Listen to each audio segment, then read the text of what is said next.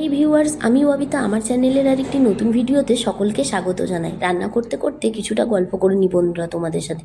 জানো বন্ধুরা, সেরকম একটা রান্না বান্না করতে আমি পারি না, কিন্তু যেটুকুনি পারি সেটুকুনি তোমাদের সাথে শেয়ার করার চেষ্টা করি।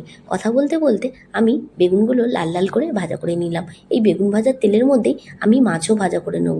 তোমাদের যদি নিজেদের কোনো রান্নার রেসিপি থাকে আমার কমেন্ট বক্সে শেয়ার করলে আমি সেই রান্নার ভিডিও বানিয়ে তোমাদের সাথে শেয়ার করব। কি বন্ধুরা, তোমাদের রেসিপি আমার সাথে শেয়ার করবে তো? দেখো, আমি মাছগুলো লাল লাল করে ভাজা করে নিলাম। আর এই মাছ ভাজার তেলের মধ্যেই জিরে, কাঁচা লঙ্কা, পেঁয়াজ দিয়ে আবারও লাল লাল করে ভাজা করে নেব।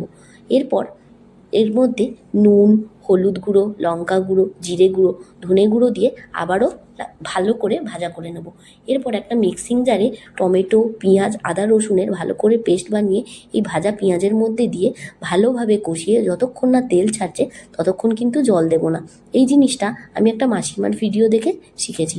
দেখো, এবার জল দিয়ে ভালোভাবে ফুটিয়ে নিয়ে ভেজে রাখা মাছগুলো দিয়ে আবারও ভালোভাবে ফুটিয়ে নেব।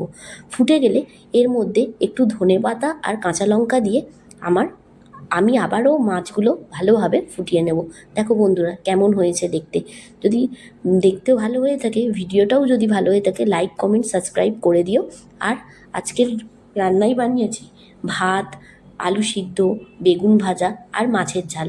আর সেরকম কিছু বানাতে পারিনি। যদি ভালো লাগে লাইক করো বন্ধুরা। লাভ ইউ বন্ধুরা।